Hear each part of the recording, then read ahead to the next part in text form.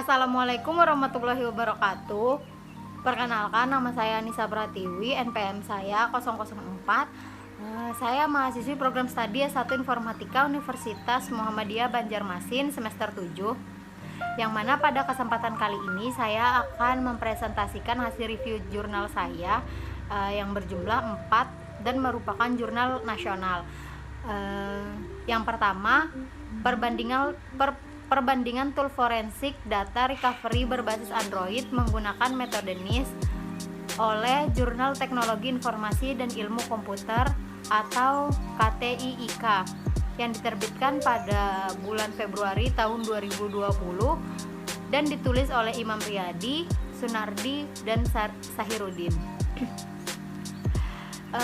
Dalam jurnal ini saya mengamati penulis menjelaskan bagaimana perkembangan perangkat seluler yang sangat pesat seiring dengan perkembangan teknologi yang sekarang semakin maju. Perangkat smartphone di sini dijelaskan memiliki fungsi yang sama seperti komputer, yang mana smartphone berbasis Android sendiri merupakan salah satu jenis smartphone yang paling diminati dan banyak dimiliki oleh pengguna. Yang mana juga di sini perkembangan teknologi dijelaskan tidak hanya memiliki dampak positif tetapi juga memiliki dampak negatif. Salah satu dampak negatif dari perkembangan teknologi ialah ketika smartphone itu digunakan untuk tindakan yang melanggar hukum.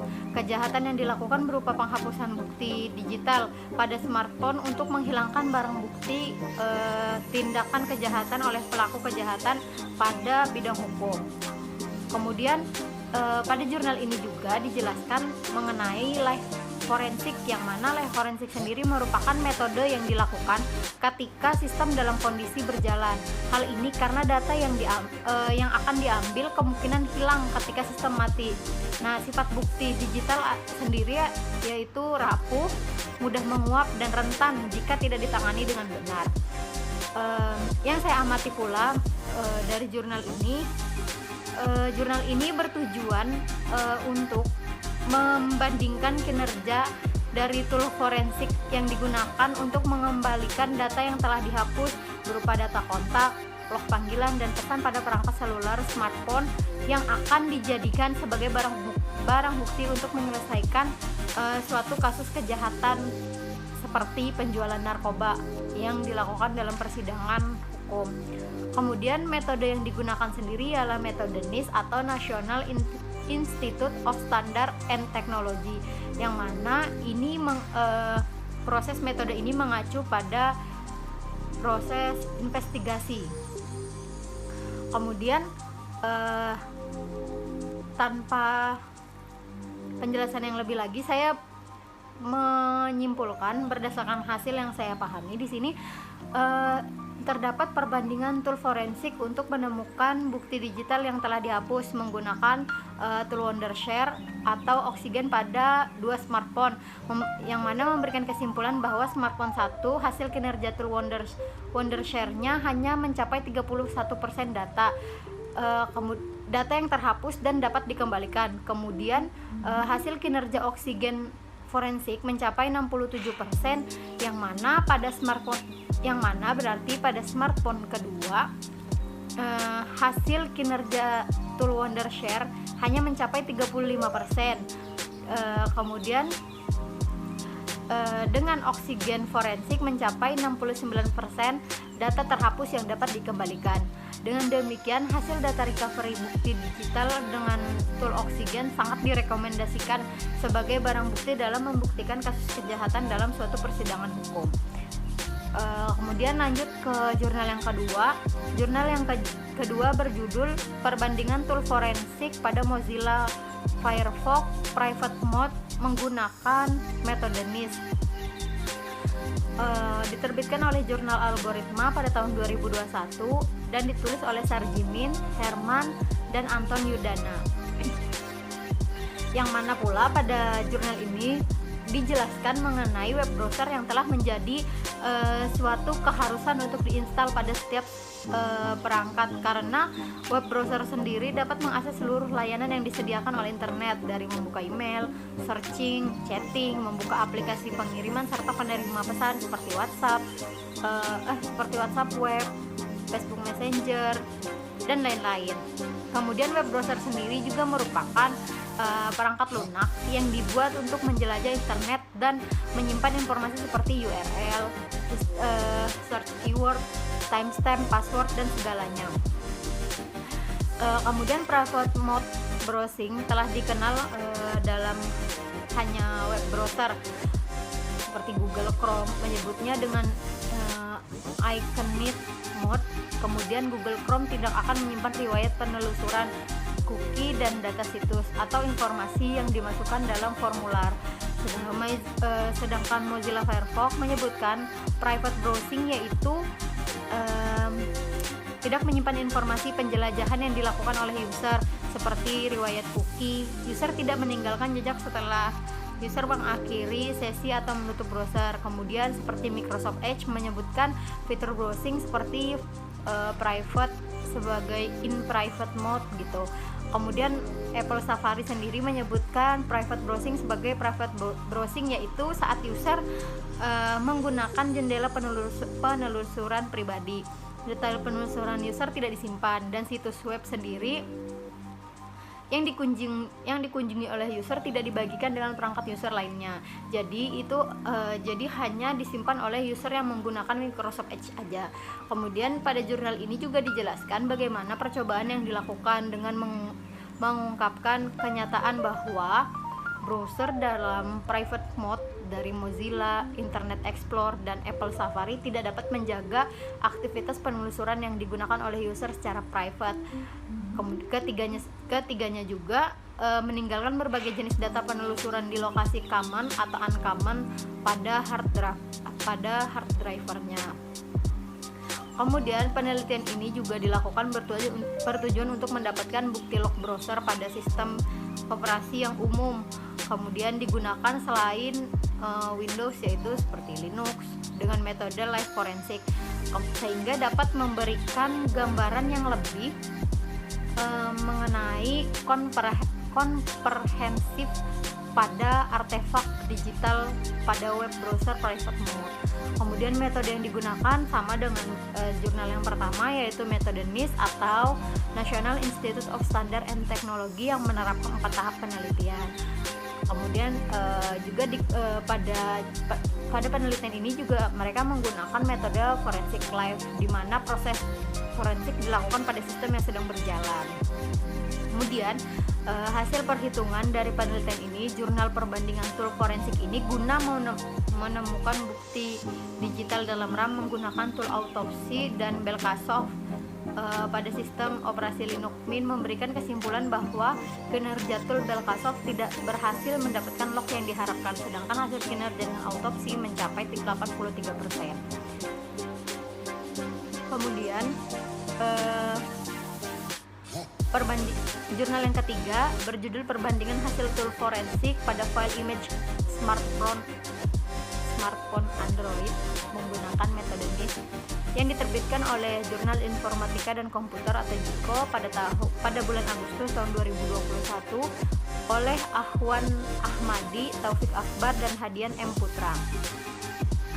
Yang mana jurnal ini pula menjelaskan bahwa perkembangan smartphone yang semakin berkembang seiring dengan munculnya vendor-vendor baru yang dikeluarkan oleh masing-masing perusahaan smartphone. Hampir setiap minggu perkembangan merek serta fitur terus berkembang. Kemudian penggunaan tools forensik digital yang mendukung keberhasilan dari sebuah proses investigasi. Kemudian pada jurnal ini juga dijelaskan mengenai fokus pembahasan, yang mana pada penelitian ini akan dilakukan perbandingan tools forensik dengan pendekatan metode NIST atau National Institute of Standard and Technology pada hasil ekstraksi data dari sebuah file image smartphone Android yang tidak menyentuh langsung pada perangkatnya, melainkan hasil eksekusi dalam bentuk file image, yang mana bertujuan untuk menganalisa sebuah smartphone bisa sangat dibutuhkan terutama dalam hal investigasi. Kemudian metode yang digunakan merupakan metode NIST, yaitu National Institute of Standard and Technology, yang mana metode ini digunakan untuk menjabarkan bagaimana tahapan-tahapan secara rinci dan sistematis sehingga dapat menyelesaikan permasalahan yang ada dengan tujuan mempertahankan hasil yang didapatkan sehingga bisa dijadikan sebagai bukti dalam tindak hukum. Kemudian hasil dari penelitian ini sendiri, penulis menjelaskan bagaimana tahapan-tahapan yang dilakukan. Kemudian hasil singkat yang dapat diambil dari penelitian ini ialah perbandingan hasil ekstraksi data dari sebuah file image smartphone GTS 5282. Dapat disimpulkan bahwa penggunaan tools forensik yang sesuai dalam menentukan ekstraksi data didapatkan banyak sekali data walaupun device tidak ada secara fisik, hanya mendapatkan file image-nya saja. Akan tetapi data yang berhasil diekstraksi dan dilakukan analisa lebih mendalam dari file tersebut dapat memberikan gambaran seperti file browser, calls, terus tuh dokumen, kontaks, delete files, file surfing, dan data lainnya dapat diekstraksi dengan baik menggunakan metode NIST ini. Selanjutnya pada jurnal keempat, yaitu perbandingan tools forensik pada aplikasi dompet digital, yang diterbitkan juga oleh Jurnal Informatika dan Komputer atau JIKO pada bulan September 2022 oleh Rusdi Umar, Anton Yudana, dan Muhammad Norfadilah, yang mana pada jurnal ini menjelaskan mengenai pembayaran digital yang digunakan dengan smartphone di Indonesia dimulai pada tahun 2007, yang pada saat itu masih menggunakan metode USSD atau Unstructured Supplementary Service Data. Dan pada tahun 2016 dengan kemunculan GoPay merubah layanan pembayaran yang sebelumnya masih tradisional menjadi layanan dompet digital, di mana penggunanya dapat melakukan transaksi seperti pembayaran, mengirim uang, serta menerima uang, juga menyimpan uang pada smartphone. Pada jurnal ini juga dijelaskan dompet digital memberikan banyak kemudahan bagi penggunanya dalam melakukan aktivitas transaksi. Akan tetapi dalam penggunaannya bisa saja dimanfaatkan ke hal yang berpotensi melanggar hukum, yang dengan tujuan menggunakan proses forensik di sini sebagai alat bukti digital yang didapatkan dari penyimpanan smartphone yang menjadi barang bukti dengan proses forensik pula. Pada penelitian ini bertujuan untuk mendapatkan barang bukti yang mana sangat berpengaruh terhadap kondisi smartphone serta tools forensik yang digunakan dalam proses forensik. Kemudian metode yang digunakan di sini adalah DFRWS atau Digital Forensic Research Workshop, yang mana metode ini merupakan metode ilmiah yang digunakan pada digital forensik dan telah diuji untuk membantu mendapatkan barang bukti digital dengan alat atau bahan yang digunakan dalam penelitian ini antara lain smartphone Xiaomi Redmi Note 3 MTK Android 5.0.2 rooted, kemudian laptop Toshiba Satellite C40A Windows 10 USB kabel tipe B, kemudian aplikasi dompet digital. Ada 4 aplikasi dompet digital yang digunakan dengan versi antara lain versi 2.6.0, 4.3.1.1, 3.47.0, 2.79.09, dan tools forensik autopsi versi 4.9.1, kemudian Belkasov Evidence Center versi 9.9, terus tool hashing atau hash my files versi 2.42. Kemudian dari metode ini terdapat beberapa hal yang harus dilakukan antara lain identifikasi, preservation, kemudian collection, examination, analisis, dan presentation. Kemudian berdasarkan metode ini, tahap proses forensik pada barang bukti yang dilakukan untuk mencari informasi atau dokumen elektronik yang ada pada aplikasi dompet digital, antara lain identifikasi smartphone, dan ditemukan barang bukti satu buah smartphone dengan spesifikasi lengkap pada jurnal. Kemudian ditentukan tools forensik yang akan digunakan selama proses penyelidikan dan pencarian barang bukti digital, yaitu autopsi dan Belkacov Evidence Center. Kemudian dari 4 jurnal ini yang dapat saya bandingkan, yang pertama pada jurnal keempat, yaitu jurnal perbandingan tools forensik pada aplikasi dompet digital, yang mana di sini menurut saya judul jurnal ini kurang signifikan dalam menjelaskan apa isinya, yang mana biasanya judul jurnal terdiri dari 3 yang harus dimiliki. Yang pertama ada metode, subjek, dan objek, yang mana dalam setiap judul itu harus dijelaskan. Kekurangan pada jurnal keempat ini menurut saya judul jurnal yang kurang signifikan, jadi menyulitkan pembaca dalam memahami apa isi dari jurnal ini. Kemudian dari 3 jurnal yang di atas, seperti yang sudah saya jelaskan sebelumnya, masih terdapat banyak kekurangan. Yang pertama, penjelasan yang kurang signifikan mengenai alat dan bagaimana proses penelitian dilaksanakan. Kemudian pada jurnal yang pertama serta yang kedua, pertama dan kedua, masih banyak